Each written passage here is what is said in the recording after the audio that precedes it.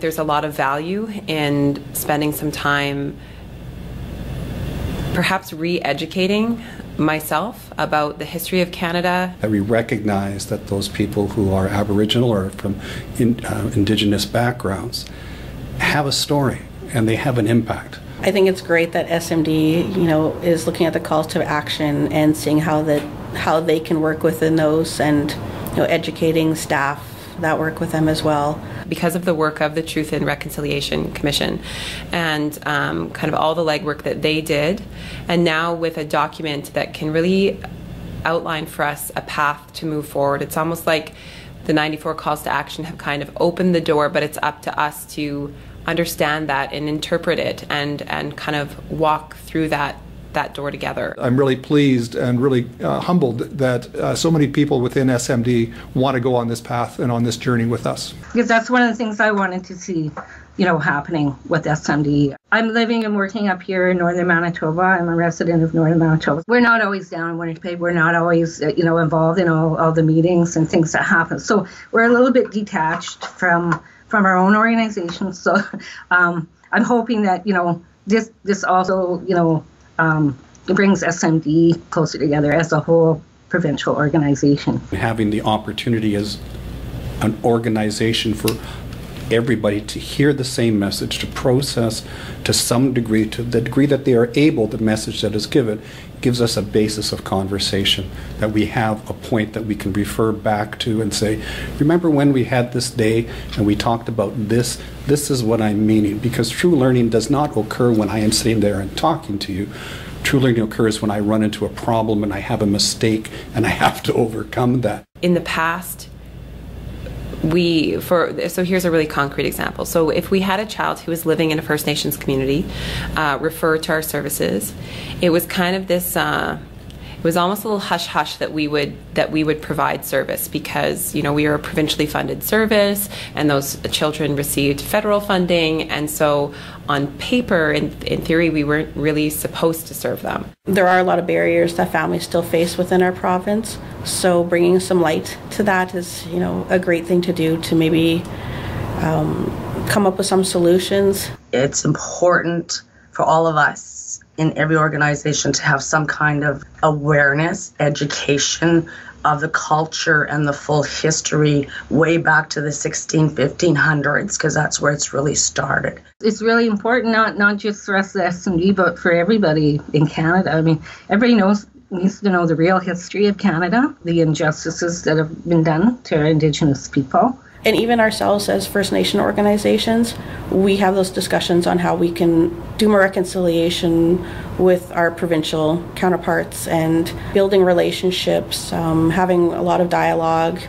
A big part of it too is gaining a lot of trust and, like I said, making relationships with people and partners that maybe didn't exist or might have been strained at one point, and looking past issues and how we could all move forward together. That's, I think, for myself too, I feel like that's the biggest part of reconciliation is, how can we all work together? It's very important.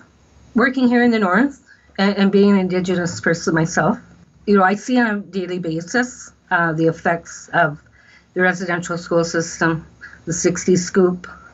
We're still living it today with all the kids in care. We work with youth that come out of the justice system. They've gone through intergenerational trauma. Children being ripped apart from their families, not having that chance to learn their language, their culture, to be parented. So how do you parent yourself? How that's affected, communities and generations. A lot of those youth also have disabilities. My daughter Ella is now 8 years old.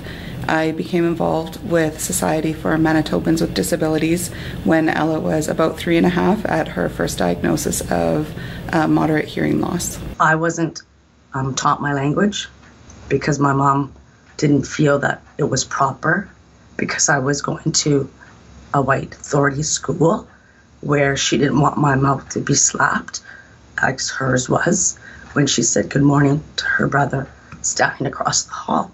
It was a big thing in my household. I remember clearly my dad begging my mom to learn the language. So there's a lot of those things that need to be aware of. And I think when we are aware of those things, it's easier for understand. I never knew why my mom didn't want to go to school, to the parent-teacher interviews. I never understood that till I was like 5 years ago. SMD has helped support myself and my children, my family, so inherently throughout our lives over the past 5 years. A brief statement of what they have done is essentially to help give myself and my family a break in life, support in life that we never would have had, and I couldn't imagine where we would be and where my daughter would be today without those supports for my family. When I was 8 years old, I went to reserve, and there was a small child in a wheelchair who could not speak. And I remember the caregiver was gone for a bit. I don't know where. I don't remember. I was young. And when the mother came back, or the caregiver came back, she was very upset because the child had drool. And he was obviously asking for something, but they didn't understand him. Just the mother or the caregiver did. And I thought, wow, this mother knew how to know how to interact with this child where everyone else in the room did not. I sensed that he wanted something, but I didn't know what. I could imagine that I could help. I believe if I learned him a little bit more, that I would know how to serve him. Parenting with mixed races can be difficult. It has difficult connotations personally, outside perspectives. Brad and I navigated through that quite well. Our children are gorgeous. But when he died in December of 2014, it left me to access this side of my children's culture and their heritage. And knowing that I'm now in charge of what they understand as truth and justice for their own people, I'm fully capable of providing that from my side and my perspective, and I am completely unqualified to provide that from Brad's perspective. Brad was very traditional. He was a pipe carrier, and he has a bundle that he's passed on to my children, and I'm now in charge of that. What this means through SMD is that they need to understand how much of that is important to my family, to the values that I bring to my children, and the needs that I personally have in needing assistance in bringing that to my child with multiple disabilities. I need help and assistance in this, and SMD has an amazing opportunity to bridge those gaps in our families. It makes me feel so reassured that larger organizations are looking out for our children. It makes me feel so reassured that our voices are being heard and our stories are being recognized as important and that they have value, not just within my family, but within the larger link of our society. These connections have always been there,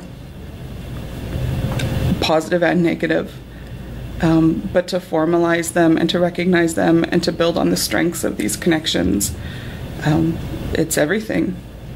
Responding to the 94 calls to action for truth and reconciliation should be important to every Canadian, every business, and every organization.